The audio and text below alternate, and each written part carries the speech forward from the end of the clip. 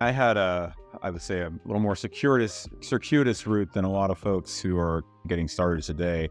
Um, I've been broadly interested in the topic of figuring out how to make computers intelligent for a long time. I mean, I'll date myself a little bit, but I graduated undergrad in '97, and actually even back then, I did some research on neuromorphic circuits. These are things that Carver Mead and a few others had come up with. Basically, electrical circuits, transistors, resistors, all of that can recapitulate the behavior of neurons, and it was fascinating to me. That's the time that I learned that our brain runs on 20 watts of energy. I mean, everything we are is only 20 watts of energy, and clearly, we're not quite there even yet. And back then, very far away from it. And I got very interested in this topic of biomimicry and how that applies to artificial intelligence. And after I graduated, came out to Silicon Valley, did the whole startup thing. It was the dot-com bubble and bust and all that good stuff. And, after 10 years in the industry, I'd built a couple of chips. I had, built products, video streaming space and DSP, a whole bunch of different areas. So I designed chips from the ground up. I knew how computers work. We still hadn't solved much of this. And so I said, this is kind of the time to either go back and pursue this passion or not. And so I actually quit my job and went back to get a PhD in computational neuroscience. So I view neuroscience not necessarily as just a pure intellectual pursuit, but more of like can I take inspiration from this as an engineer? Can I look at what we understand about the brain and actually harvest concepts to potentially make computers better? And, my timing was pretty good. Of course, you don't know that at the time. Everyone thinks you're a nutcase by quitting a very good job and career and then going and getting a PhD. But I think I came out in 2011 and really did have a lot of ideas on how computers are going to shift. And that's right around the time that deep learning started becoming relevant again. I had deep neural networks and backprop started solving problems that we couldn't solve other ways. And so I did some research on, again, neuromorphic circuits at Qualcomm, then quit there and started a company called Nervana Systems, which was the first AI chip company. That was, we probably sold too early, but sold the company in 2016 to Intel. I started a new Intel AI division and scaled it up and ran that for 3 years. And in 2020, I quit that and started contemplating what the next thing was. And that was when we embarked upon Mosaic. For me, it's really been the same journey. It's about, can we make machines that can learn from data, that can become intelligent, and actually allow humans to do more, to make better decisions, to be able to, analyze greater amounts of data, find inferences in greater amounts of data. This is, sort of my geek hat on. I'd love to see AI be able to push our understanding of the universe further. That's really been the way I've looked at it, is that science is a game of understanding data. And a lot of times we're limited by our tools. AI is another tool that allows us to make inferences across even more data, more observations. The biggest single thing was access to these large model capabilities. So at that time, I mean, in the industry, we all knew about large language models. This is not like some new thing that came out of left field. The transformer architecture was published in 2017 or 2018. And so this is not a new thing. It was not a new thing for us. We knew it was going to be important. We also knew it was difficult to do because scaling up to hundreds or thousands of GPUs was just difficult.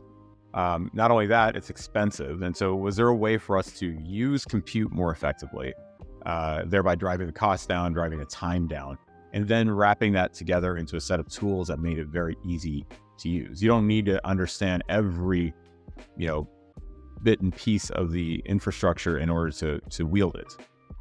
And so before Mosaic, really, I'd almost say like large language model stuff was very, very niche. There were just a couple of places doing it. Google, OpenAI, and Microsoft, there were some efforts, but not at the same scale. So really, it was kind of niche. It's almost backwater in a sense because it didn't have a real purpose yet. But that's true for many technologies under development, is that you don't really know how you're going to use it. And I would even argue today, we're still learning that. Being able to chat with something, okay, that's great, but it's not super useful. There are some use cases that are emerging now that are very high impact, but it wasn't really clear what those things were. And I would say after Mosaic, all of a sudden the narrative shifted. It's like, wait, I can actually, build, deploy, wield these methods in my own organization. That no one did that before. And I think, of course, ChatGPT kind of raised a huge amount of awareness around what a large language model can do, a chat model can do. And so that really solidified this view of like, oh, I can potentially take my data and now interact with it in these natural ways. So then that paved the way for people wanting to control and do this stuff themselves. Why did it make sense for Databricks and Mosaic ML to join forces? What were some of the synergies and mutual benefits that were going to be realized as a result of that acquisition? There's a few reasons. From a strategic standpoint, large models, diffusion models, whatever, they're all a function of their data. It's the old adage, garbage in, garbage out, still applies. So if you have bad data that's inconsistent, you will get, bad models out of it.